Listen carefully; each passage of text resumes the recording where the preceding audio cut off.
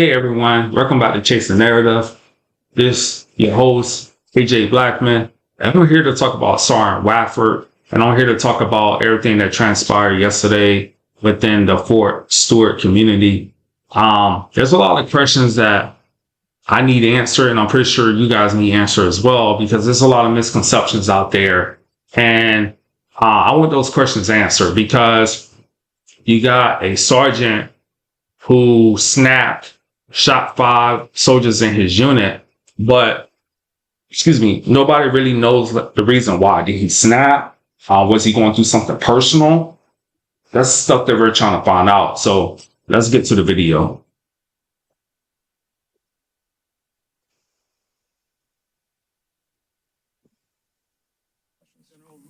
Can you give us what unit he was assigned to and how long he served in the Army? You didn't mention that. Yeah, he is assigned to one of our sustainment units here in 2nd Brigade Combat Team at Fort Stewart, and I will have to confirm how long he served with us. Yes, sir. Russ Bynum with the Associated Press. As best you can, knowing it's still early, can you walk us through where this happened, what happened in the shooting, and were the victims subordinates to the sergeants, or were they people over him in rank? Yeah, right now it's premature, and we're gathering a lot of the information. What we know is this soldier, the shooting occurred at the soldier's place of work. It did involve his co-workers. We're still not certain about the motivations, but again, he's been interviewed by Army investigators, and we believe we'll gain more information here shortly. Yes, ma'am.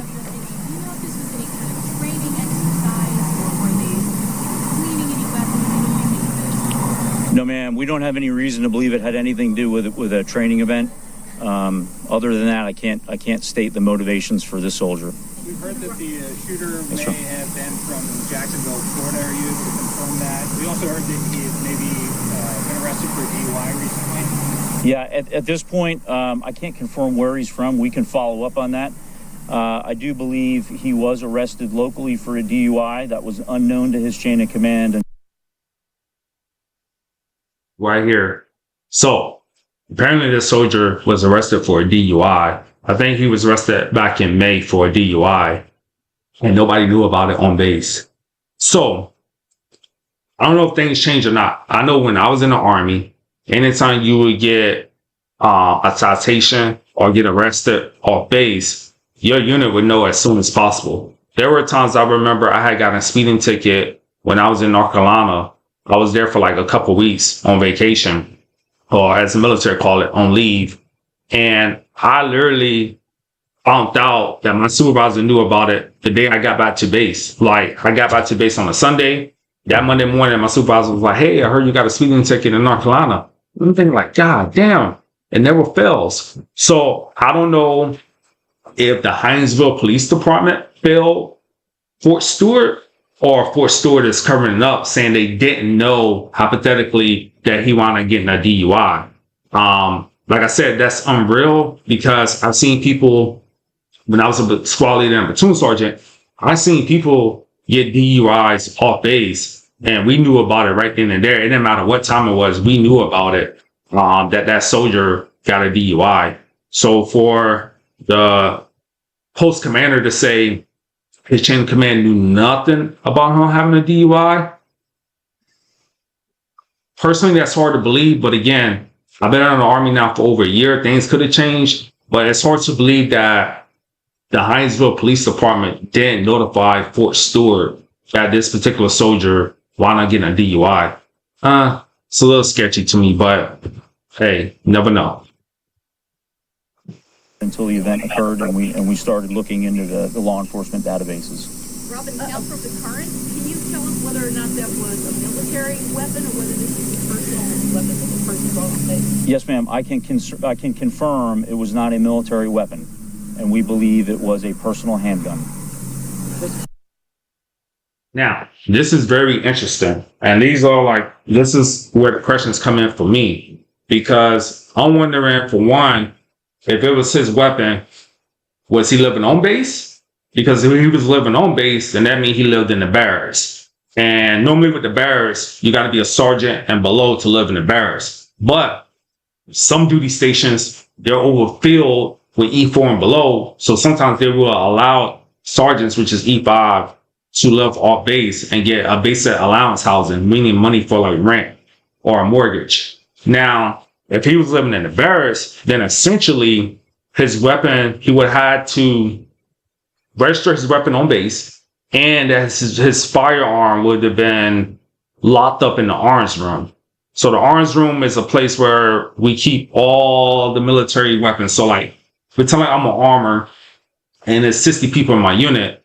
We have all the weapons in that particular arms room is locked up.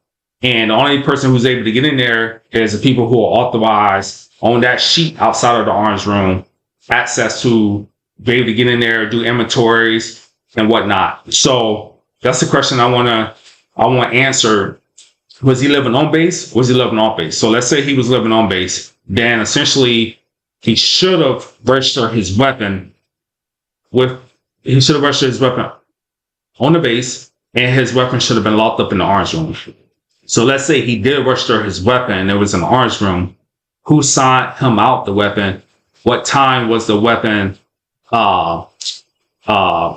given to him? Also, too, and this is big, if he was living off base, then essentially, yeah, he could have bought a weapon on base. People are like, oh, well, how was he able to get a weapon on base with security at the gate? Security at the gate don't have time to inspect every vehicle that's coming through the base. Do you know how long that would take? Now, with this situation right here, they're probably going to enforce that more often. But when I was in the Army and I would come on base, they maybe would expect 1 out of like 10 or 15 vehicles, if that. There were times, I'm gonna be honest with you, there were times that I had left my weapon in a vehicle. Let's say I went off base somewhere and I was off and I wanted to come on base to go to like the commissary or whatnot. There were times I'm like, shh, like, damn, forgot my weapon. I have it in the car. I'm already on base. Ain't nothing I can do. But at the same time, you're taking a big chance by not registering your vehicle on base, because if you get caught with an unregistered vehicle on base, you're going to get in a lot of trouble. So that's the thing I want to know. I want to know if he was living off base or he was living on base, because yeah, we have security at the gate, but security is not literally going to check and search every vehicle. It's so easy to bring a weapon on base. Just saying. Another thing I wanted to know too, was he the armor? You could be, you don't have to be, you could be, what I should say it. When you're the armor, essentially, it doesn't matter what job you have. It depends on if you're qualified to be an armor and you would be in charge of the unit's weapons. So I want to know, was he the armor? Did he have access to the arms room? Or did he just bring the weapon on base, had it in his barracks room, and just never registered his weapon at all? Another thing too that I read about, he had a history of being bullied in AIT. So let's go to that right quick. Let's get to that.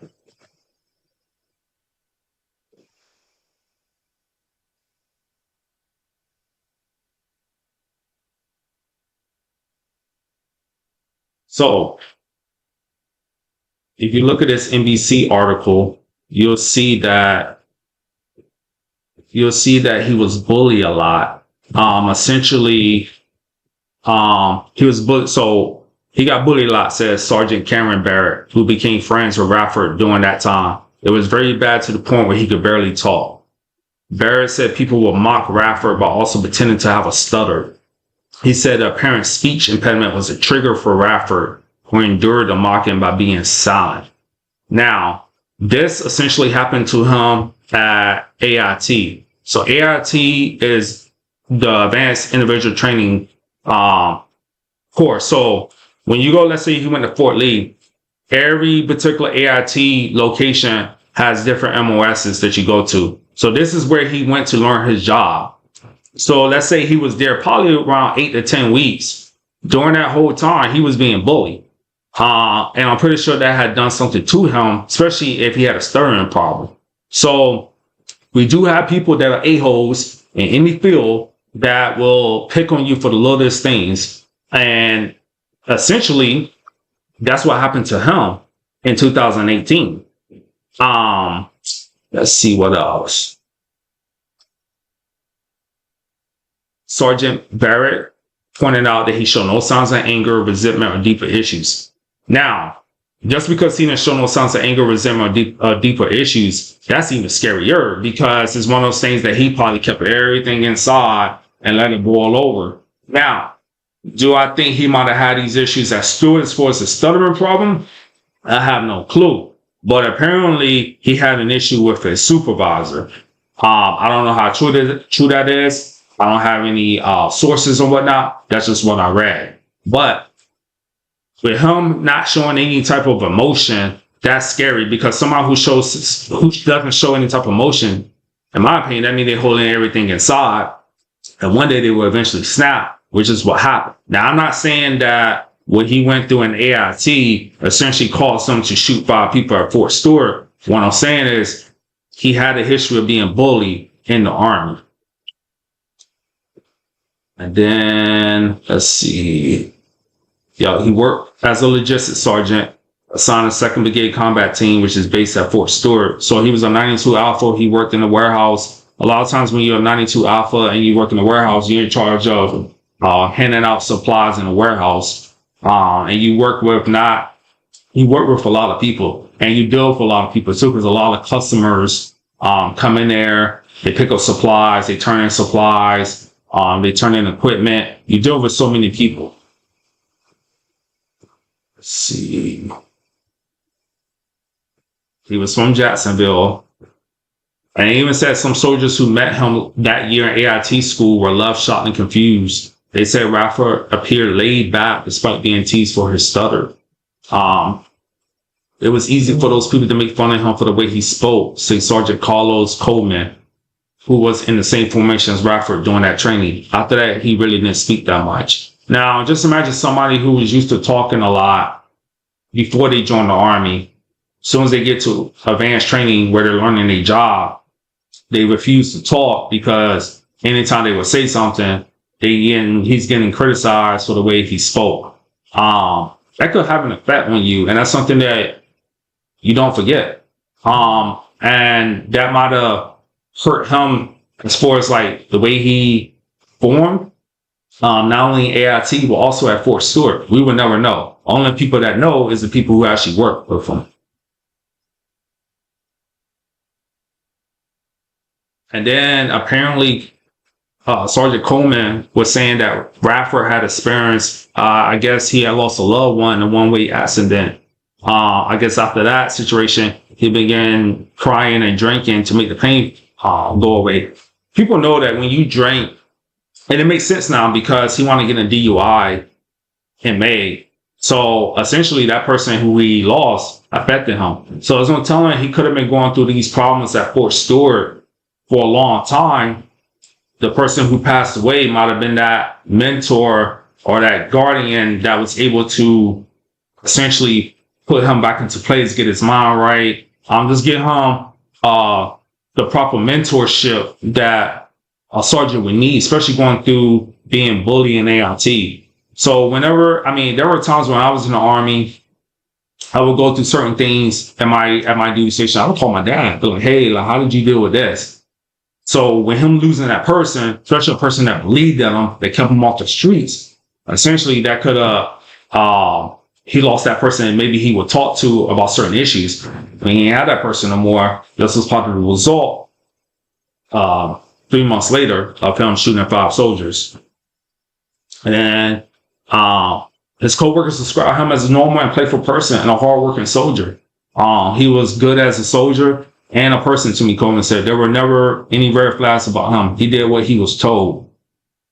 It's crazy to think about, because this is a soldier that essentially was a good worker, but we don't know essentially the motive on why he shot 5 soldiers.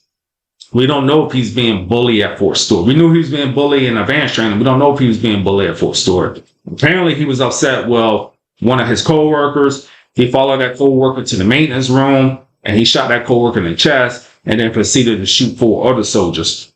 So We just we never know what transpired for him to shoot 5 soldiers, especially the first soldier in the chest. So with that being said, those are the questions I have. Like I'm wondering why the DUI wasn't reported to Fort Stewart. And if it wasn't reported to Fort Stewart, I really blame that on the Hinesville Police Department, because the Hinesville Police Department essentially should have a good relationship with Fort Stewart. And it's shocking to hear that his leadership didn't know anything about the DUI. Like I said, when I was in, people knew, like, you got arrested, you got a citation, it was on base.